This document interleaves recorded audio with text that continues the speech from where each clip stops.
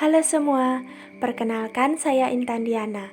Di sini saya akan menjelaskan mengenai circular queue. Apa itu circular queue? Definisi circular queue yaitu circular queue atau antrian melingkar adalah salah satu jenis queue dengan karakteristik model antrian yang kedua ujungnya terhubung, yaitu setelah data terakhir adalah data paling awal. Prinsip circular queue adalah FIFO, first in, first out, yang memiliki arti setiap elemen pertama yang masuk akan keluar pertama juga. Selanjutnya kita akan membahas mengenai operasi pada circular queue. Yang pertama ada front, yaitu item yang berada paling awal dalam antrian. Yang kedua ada rear, yaitu item yang berada paling akhir dalam antrian. Yang ketiga ada end queue, yaitu fungsi yang digunakan untuk memasukkan elemen ke dalam antrian melingkar. Dalam antrian melingkar, elemen baru selalu disisipkan di posisi belakang. Yang keempat ada dequeue, yaitu fungsi yang digunakan untuk menghapus elemen dari antrian melingkar. Dalam antrian melingkar, elemen selalu dihapus dari posisi depan. Selanjutnya kita akan membahas tentang konsep dan fungsi circular queue. Ini adalah tampilan circular queue dalam keadaan kosong atau belum ada isinya. Nah, yang pertama kita akan melakukan proses end queue, yaitu memasukkan elemen ke dalam antrian. Kita akan menginputkan nilai 5 dengan menggunakan end queue dan akan diletakkan pada indeks ke-0. Nah, front dan rear akan berada pada indeks ke-0.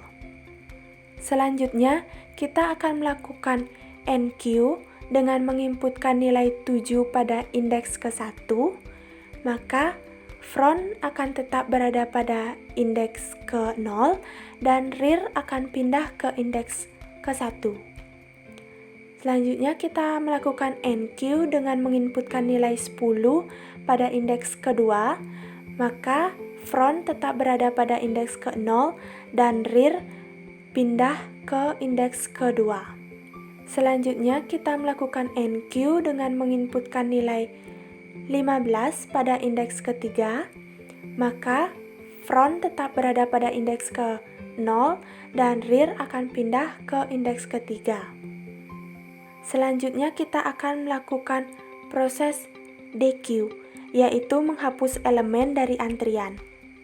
Kita tidak perlu menginputkan data yang akan kita dequeue karena dequeue akan secara otomatis menghapus elemen yang terdepan atau elemen yang berada pada front. Nah, di sini bisa kita lihat dalam proses dequeue nilai 5 pada indeks ke-0 setelah di dequeue, maka nilai 5 tersebut akan hilang, maka front akan berpindah ke indeks ke-1 dan rear tetap berada pada indeks ketiga. Selanjutnya kita melakukan dequeue pada nilai 7 yang berada pada indeks ke-1, maka front akan pindah ke indeks kedua dan rear tetap berada pada indeks ketiga. Nah, selanjutnya kita kembali melakukan proses end queue. Kita akan melakukan proses end queue dengan menginputkan nilai 20 pada indeks ke-4, maka front tetap berada pada indeks kedua dan rear akan berpindah ke indeks ke-4.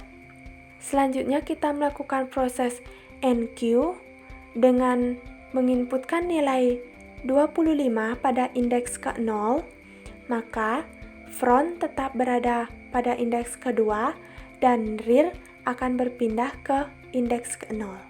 Selanjutnya kita melakukan proses end queue dengan menginputkan nilai 30 pada indeks ke-1, maka front tetap berada pada indeks kedua dan rear akan berpindah ke indeks ke-1.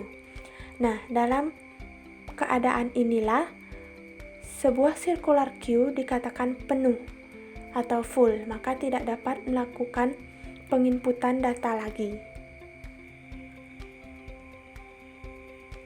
Selanjutnya kita akan membahas tentang konsep dan fungsi circular queue dalam C++. Yang pertama ada inisialisasi variabel. Di sini ada include bit std c++.h yang merupakan header. Header yang terstruktur maka akan ada struct queue. Selanjutnya, kita melakukan deklarasi variabel yaitu variabel rear, front, size, dan array yang bertipe data integer. Queue di sini diwakilkan dengan integer s, di mana front dan rear sama dengan -1 atau 0. Size sama dengan s, yang dimana array sama dengan integer s atau q ini. Kita juga akan melakukan deklarasi fungsi enqueue yang bertipe data integer dengan variabel nama value.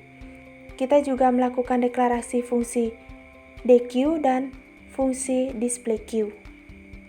Selanjutnya ada kode program enqueue. Pada program enqueue menggunakan tipe data integer dengan variabel nama value. Di sini ada kondisi di mana jika front sama dengan 0 dan rear sama dengan size -1 atau rear sama dengan front -1 modulus size -1, maka output yang dikeluarkan adalah queue is full, return nilai akan dikembalikan. Jika front sama dengan -1, maka front dan rear sama dengan 0. Jika rear sama dengan -1 dan front tidak sama dengan 0, maka rear akan berada pada indeks ke-0. Jika kondisi di atas tidak ada yang dipenuhi, maka rear akan bertambah. Selanjutnya ada kode program dequeue. Sedikit berbeda dengan enqueue, pada dequeue tidak menggunakan tipe data maupun variabel, karena dequeue berfungsi untuk menghapus atau mengeluarkan data yang ada.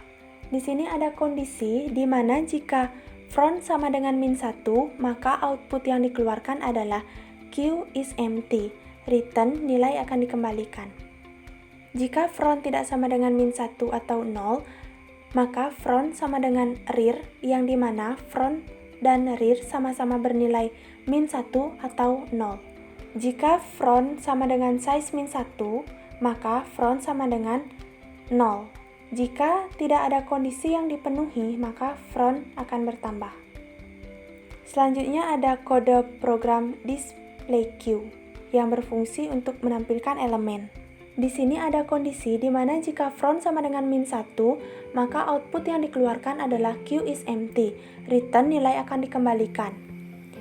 Print element in circular queue are, jika rear lebih besar sama dengan front, maka array akan berada pada indeks awal front dan indeks akhir rear. Jika kondisi ini tidak dipenuhi, maka array pada batas front lebih kecil dari size atau array yang berada pada indeks ke-0 akan lebih kecil atau sama dengan rear. Nah, ini adalah main program dari circular queue atau inti dari program. Di sini ada antrian yang memiliki kapasitas 5. Di sini saya akan menginputkan nilai 5, 7, 10, dan 15. Nilai-nilai ini akan ditampilkan menggunakan fungsi displayQueue.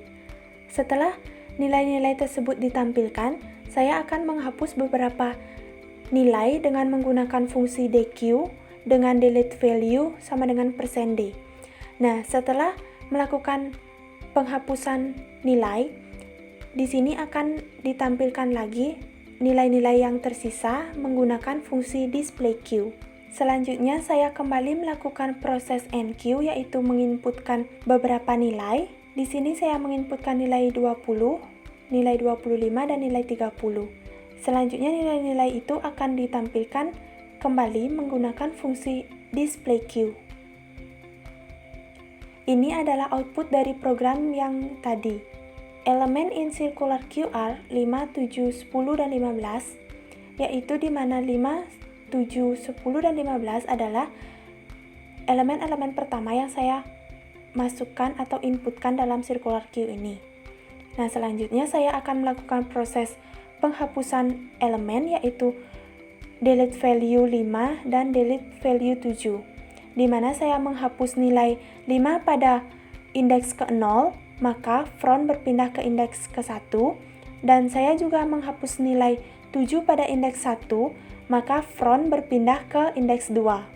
Selanjutnya saya kembali melakukan proses penginputan data atau NQ dengan menginputkan nilai 20, nilai 25, dan nilai 30. Nah, ini adalah keadaan circular queue dalam keadaan penuh. Maka output akan menampilkan queue is full karena di dalam queue ini tidak ada ruang kosong atau tidak dapat melakukan penginputan data lagi. Sekian penjelasan materi circular queue. Mohon maaf bila ada kesalahan. Saya ucapkan terima kasih dan sampai jumpa lagi.